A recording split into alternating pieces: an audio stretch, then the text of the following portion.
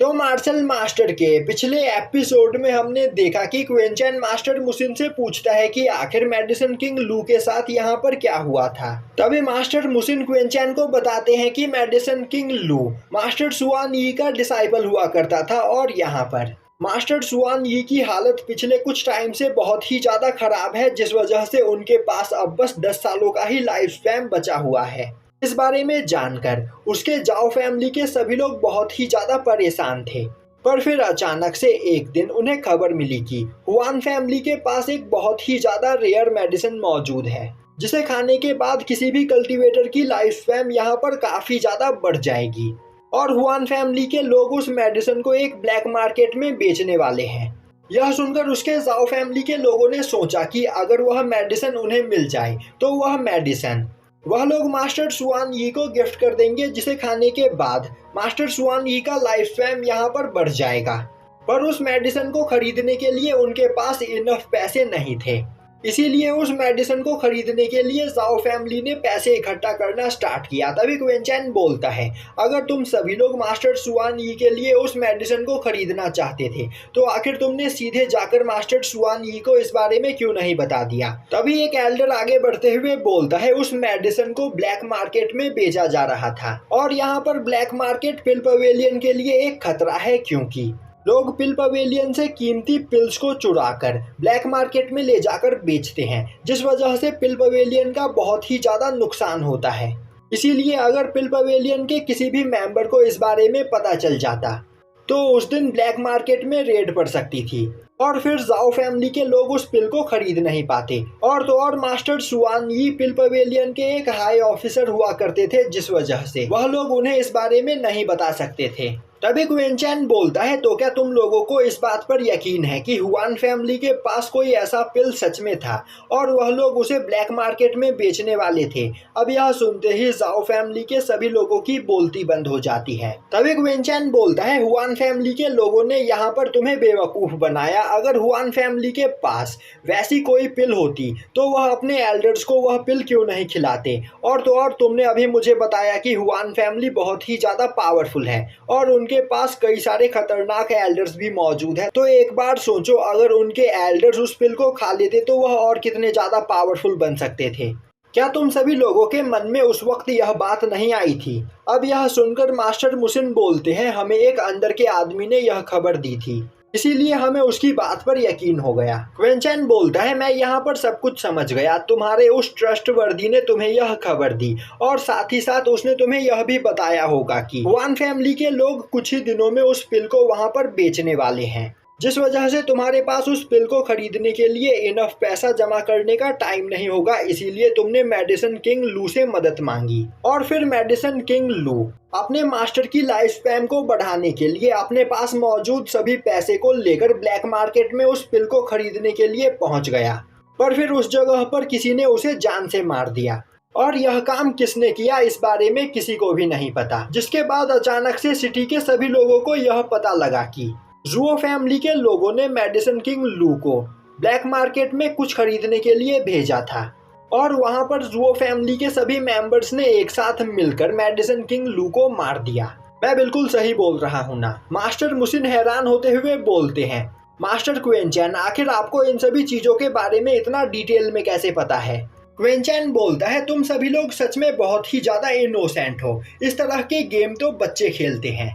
तभी एक एल्डर आगे बढ़ते हुए बोलता है, हमें इस बारे में कोई भी आइडिया नहीं था कि यहाँ पर कोई मेडिसिन किंग लू को जान से मारने की प्लानिंग कर रहा है और हम लोग यहाँ पर काफी आसानी से हुआंग फैमिली के जाल में फंस गए। तभी उन्हें बाहर से किसी के चिल्लाने की आवाज सुनाई देती है और अब हमें दिखाया जाता है कि डांडाओ सिटी का एक जर्नल अपने कुछ सोल्जर्स के साथ जुओ फैमिली के मेडिसिन शॉप के बाहर पहुंच जाता है और अब वह वहां पर मैनेजर हुआन को उस तरह पड़े हुए देखकर चिल्लाते हुए बोलने लगता है, आखिर मेरे डांडाओ सिटी में इस तरह लोगों को परेशान करने की किसकी हिम्मत हुई, मेरे सामने आओ। वरना मैं तुम सभी लोगों को काफी बुरी तरीके से पनिश करूंगा। तभी एक सोल्जर मैनेजर हुआंग के पास जाकर उसका चेहरा देखता है और अब वह अपने जर्नल को बताता है कि यह तो मैनेजर हुआंग है। आखिर इन्हें इस तरह यहाँ पर किसने बांधकर पटक रखा है। अब वहाँ पर मैनेजर हुआंग को देखकर वह जर्नल गुस्से में चिल्लाते हुए बोलता है, आखिर मैनेजर हुआंग के साथ यह करने की किसकी हिम्मत हुई। और अब उसके सोल्जर्स मैनेजर हुआंग को वहाँ पर खोलने लगते हैं। तभी मेडिसिन शॉप के अंदर से क्वेनचैन ओल्ड मैन डामी को इशारा करता है। अब क्वेनचैन का इशारा पाते ही ओल्ड मैन डामी अपनी पावर को रिलीज करते हुए उन सोल्जर्स को मैनेजर हुआंग से दूर कर देता है। अब वह जर्नल वहां पर खुद को संभालते हुए गुस्से में चिल्लाते हुए बोलता है, ओल्ड मैन कहीं तुम पागल तो नहीं हो गए हो। और अब वह एक एनर्जी फील्ड बनाते हुए ओल्ड मैन डामी के ऊपर ग्रेविटी प्रेशर डालने की कोशिश करता है। और अब वह हंसते हुए बोलने लगता है, मेरे इस एनर्जी फील्ड के अंदर काफी ज्यादा मात्रा में ग्रेविटी प्रेशर है, जिस वजह से तुम्हारी बूढ़ी हड्डियां यहाँ पर टूटकर बिखर जाएंगी। तभी वह देखता है कि ओल्ड मैन डाबी बिना किसी प्रॉब्लम के उसके एनर्जी फील्ड के अंदर खड़ा होता है। और अब वह बोलता है, तो क्या तुम्हारे एनर्जी फील्ड के अंदर इतना ही ग्रेविटी प्रेशर है? यहाँ पर ग्रेविटी प्रेशर तो मुझे महसूस भी नहीं हो रहा है। यह बोलते हुए ओल्ड मैन डाबी बस उस एनर्जी फील्ड को टच करते हुए उसे डिस्ट्रॉय कर देता है। और अब वह काफी तेजी में जर्नल के सामने आते हुए उसके ऊपर अपनी एक उंगली से अटैक करता है, जिससे जर्नल घिसटते हुए पीछे जाता है। और अब उसके सर में वहां पर काफी तेज दर्द होने लगता है, जो देखते ही ओल्ड मैन डाबी हंसते हुए बोलता है, क्या हुआ, क्या बच्चे को यहाँ पर चोट लग गई?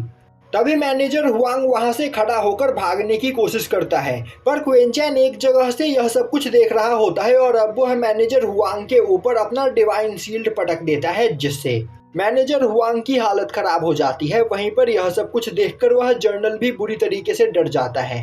तभी क्वेनचैन ओल्ड मैन डाबी से बोलता है, उस जर्नल को पकड़कर अंदर लेकर आओ। यह सुनते ही ओल्ड मैन डाबी उस जर्नल को उठाकर मेडिसिन शॉप के अंदर फेंक देता है।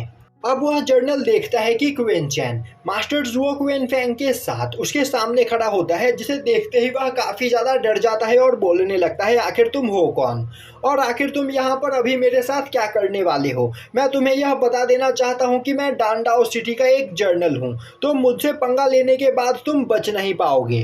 तभी क्वेनचैन अपने पास से एक मेडिसिन किंग का बैच निकालकर उसके सामने फेंक देता है। अब वह जर्नल मेडिसिन किंग का बैच देखते ही काफी ज्यादा डर जाता है। वहीं पर जुओ फैमिली के लोग भी क्वेनचैन के पास मेडिसिन किंग का बैच देखकर काफी ज्यादा हैरान होते हैं। तभी मास्टर जुओ क्वेनफेंग भी आगे बढ़ते हुए अपने पास से मेडिसिन किंग का बैच बाहर निकालते हैं, जो देखते ही उस जर्नल की हालत और भी ज्यादा खराब हो जाती है। और अब वह बोलने लगता है, मास्टर तो क्या आप दोनों ही मेडिसिन किंग हो? प्लीज मुझे माफ कर दो, मुझे नहीं पता था कि मैं यहाँ पर किन लोगों से पंगे ले रहा हूँ, तो प्लीज आप यहाँ पर मेरी शिकायत मत कीजिएगा। मुझे मेरी जान बहुत ही ज्यादा प्यारी है, तो मैं अपने सभी साथियों को लेकर अभी यहाँ से निकल जाता हूँ। तभी क्वेनचैन बोलता है, तुम यहाँ से जा सकते हो और तुम्हें डरने की कोई जरूरत नहीं, पर इस ओर मुड़कर दोबारा कभी मत देखना और ना ही अपने किसी सोल्जर को इस ओर आने देना, वरना तुम्हें पता है कि तुम्हारे साथ क्या हो सकता है।